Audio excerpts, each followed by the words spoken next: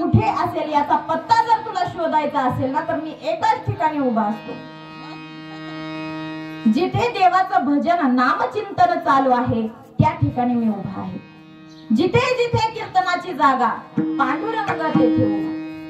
कुठेही असो, ज्या ठिकाणी कीर्तनाचा घोष आहे, नामचिंतन आहे, भजन चालू आहे, त्या ठिकाणी देव असतोच। पहा, नामदेव कीर्तन करी पुढे देव नाचे पांडुरंग, नाचता नाचता देवाचा गळला पितांबर। अशी किती उदाहरणं देता येतील। ज्या ठिकाणी नामदेव महाराज कीर्तन करायचे त्या ठिकाणी देव निर्लज्ज होऊन नाचायचे। कीर्तन हे देवाचा अतिशय प्रिय आणि आवडती भक्ती। पहा, नामसंकीर्तन देवाला अतिशय आवडते, अतिशय आवडते।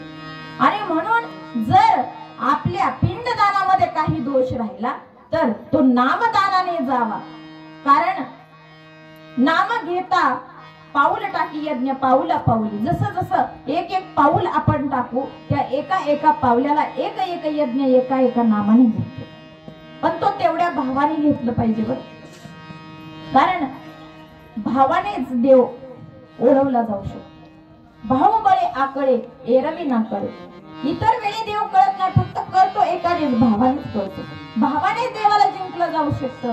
आणि म्हणून नामसंकीर्तन करत असताना काही दोष जर शिल्लक राहिले तर त्या जीवाला त्रास होऊ नये म्हणून आपण नामचिंतन करतो। बर, त्याच्याच बरोबर अन्नदान का करावं? अन्नदान करण्यामागे भरपूर कारण आहेत। त्या जीवाला मुक्तता देत असताना, त्या जीवाला मुक्तता प्रदान होत असताना, जीव जात असताना जीव असा जात नाही। पहा, कधी कधी असं वाटतं की तो जीव जात असताना निर्मुखी जातो। कधी काही मरताना दोष घडतात आणि मग जन्म घेणे लागे वासनेच्या संगे। मृत्यू समयामध्ये जीव वासना मनामध्ये शिल्लक राहते, त्याच वासनेत पुन्हा जन्म प्राप्त होतो। पुनरपि जननम पुनरपि मरणम पुनरपि जननी जठरे शयनम। पुन्हा पुन्हा जन्माला यावं लागतं। आणि मग जन्माला येत असताना जी वासना घेऊन गेलेलो आहोत ती वासना पुन्हा पुन्हा जन्माला कारण ठरते। आणि मग वासना ही जास्तीत जास्त अन्नावरती असते। आणि हे अन्न ग्रहण करत असताना आज मालकाने एक काळजी घ्यायची, काय? जो ही व्यक्ती येईल त्याला पोटभर जेवू घालायचे। कोणाची वासना शिल्लक राहता का म्हणून का त्या जीवाला आणखीन आपण पुण्य देतो। पहा, का पुण्य द्यायचं असतं? कारण जीवनामध्ये एक गोष्ट लक्षात ठेवा बरं, तुमच्या पृथ्वी लोकावरती तुम्हाला पैसा कितीही उपयोगी पडेल, मात्र स्वर्ग लोकामध्ये ज्यावेळी तुम्ही जाल ना त्यावेळी तिथं तुमचा पैसा कामी पडत नाही। आणि माऊली स्वतः सांगतायत की तिथं सगळ्या गोष्टी आहेत, सगळ्या तुम्हाला जे पाहिजे स्वर्ग लोकात जे नाही, स्वर्ग लोकात जे आहे ते पृथ्वी लोकावरती नाही। आणि पृथ्वी लोकावरती तुम्ही पैसे देऊन प्रत्येक गोष्ट मिळवू शकता, मग स्वर्ग लोकामध्ये तसं चालत नाही। तिथं जर तुम्हाला फिरायचं असेल तर अश्व आहेत, चिंतामणींच्या सडका आहेत, कामधेनूची खिल्लारी आहेत, अमृत प्यायला आहे, सर्व आहे, मात्र तिथं पैसा स्वरूप जर काय खर्च करावं लागत असेल तर ते पुण्य।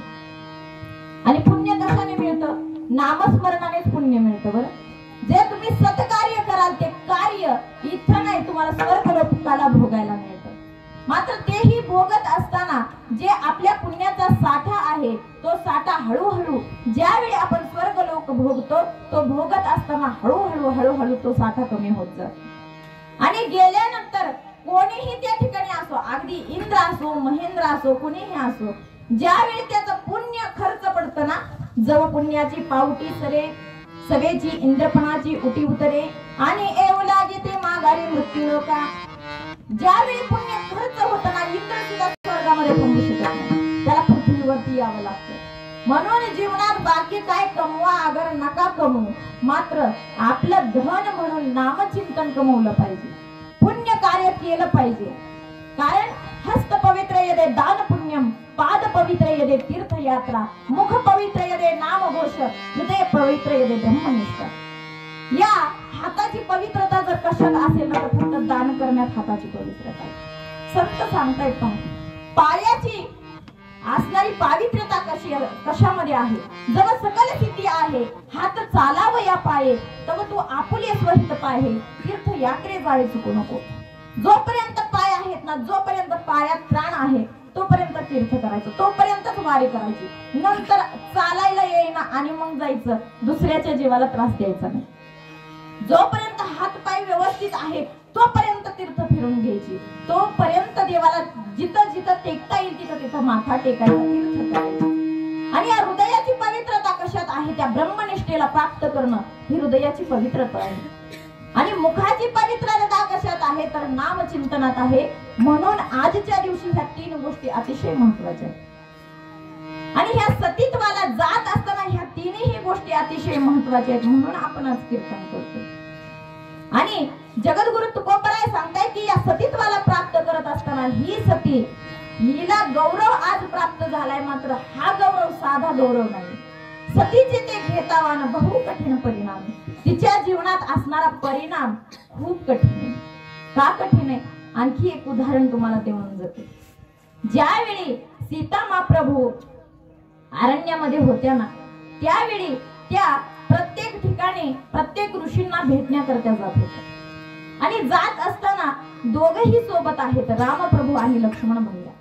प्रत्येक तीर्थ करत करत करत करत करत करत ते आत्री आणि अनुसया ज्या ठिकाणी राहतायत त्या ठिकाणी पोहोचले. पोहोचल्यानंतर त्या ठिकाणी गेल्यानंतर आत्री आणि अनुसया अतिशय वृद्ध झालेले होते. आत्री आणि अनुसया कोण आहेत? दत्त प्रभूंचे आई वडील. आणि हे आत्री आणि अनुसया हे दोघेही आपल्या तपाच्या सामर्थ्याने अतिशय अतिशय तेजस्वी दिसतात. अनुसया घरामध्ये कुटियामध्ये बसलेले आहेत आणि आत्री प्रभू बाहेर आहेत, ऋषी बाहेर आहेत. त्या ठिकाणी तिघही समोर येत आहेत. हे पाहिलं आणि आत्री ऋषींचा आनंद गगनात मावेना. त्या ठिकाणी आत्री ऋषींनी त्या तिघांचंही स्वागत केलेले. दृष्टांत ऐकत जा, कारण काय माहितीये, आता अशा गोष्टी दुर्लभ झालेल्या आहेत. एक तर ऐकायला मिळतं पण आपण ते मनामध्ये साठवत नाही. प्रत्येक गोष्टीचा एक काहीतरी अर्थ निघतो. आणि मग त्या ठिकाणी रामप्रभू लक्ष्मण भैया आणि सीता माता आलेले. आल्यानंतर आत्री ऋषी तिघांचंही स्वागत करतायत आणि आत्री ऋषी सीता महाप्रभूंना सांगतायत काय, तुम्ही आतमध्ये अनुसया बसलेल्या आहेत त्या ठिकाणी जा आणि तिच्या जवळ बसा. पहा, स्त्री जवळ जात असते आणि अनायासे सीता माता अनुसया मातांपाशी जाऊन बसलेले आहेत, जवळ जाऊन बसलेले आहेत. दोघींच्या गप्पा चालू आहेत. अनुसया इतक्या पतिव्रत आहेत, इतक्या पतिव्रत आहेत. किती पतिव्रत आहेत खरोखरच बर का. तिन्ही देवांना जिथं बालक व्हावं लागलं इतकं पतिव्रत्या धर्म, हा पतिव्रता धर्म या अनुसया मातेंनी पाळलेला आहे जीवनभर. फक्त पतीची सेवा, दुसरं काहीही केलेलं नाही. आणि त्या तपाच्या सामर्थ्याने तिनेही बालक म्हणून केले, तिनेही देव बालक केले. आणि मग अशा असणाऱ्या अनुसया सीता मान प्रभूंबरोबर ती बोलतायत, चर्चा करतायत. अगं सीता, बरं झालं तू अरण्यात आली. त्या आशा नाही म्हणल्या की तू का आली, जिथं तुझा पती आहे तिथं तू गेलीच पाहिजे. आणि बरं झालं तू आली. अगं तुझं खरंच अभिनंदन बर का, तू तुझ्या पतीला सगळ्या कार्यामध्ये सहकार्य करते, सेवा करते, असंच जीवन म्हणून. दोघींची चर्चा झालेली आहे. चर्चा संपल्यानंतर अनुसया मातेंनी प्रत्येक स्त्री जात असताना काहीतरी वाण देतात नाही का. आणि जगद्गुरु तुकोबराय इथं सांगतायत सतीचे ते घेता वाण. या ठिकाणी अनुसया मातेंचं वाण स्वरूप असणारे कपडे, काही तेजस्वी कपडे अनुसया मातेंनी भेट स्वरूप सीता मातेंना दिले. पहा, रामायणामध्ये पूर्ण प्रश्न पडतो की 14 वर्ष जर वनवासामध्ये सीता महाप्रभू गेल्या असतील, जाताना कैकेयी मातेने अंगावरले सर्व तेजस्वी चांगले मखमली वस्त्र सुद्धा काढून घेतले होते. आणि एक दिगंबर वेशामध्ये असणाऱ्या सीता महाप्रभू 14 वर्ष काय घालत असते, प्रश्न आहे ना. 14 वर्ष एक स्त्री, आपल्याला कमीत कमी महिन्यात एक 7-8 साड्या तर सहज लागतात नाही का, कुठं जायचं म्हटलं तर. आणि मग सीता महाप्रभू या पूर्ण 14 वर्षाच्या वनवासामध्ये काय घालत होत्या, प्रश्न आहे ना.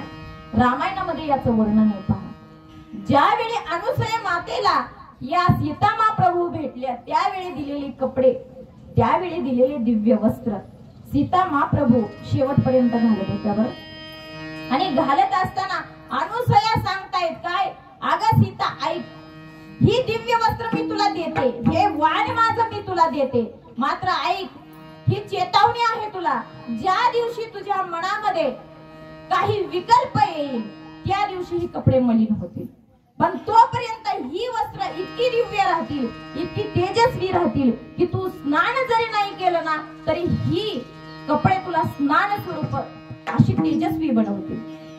आणि मग तेव्हापासून सीता महाप्रभू ते दिव्य वस्त्र नेसलेले आहेत.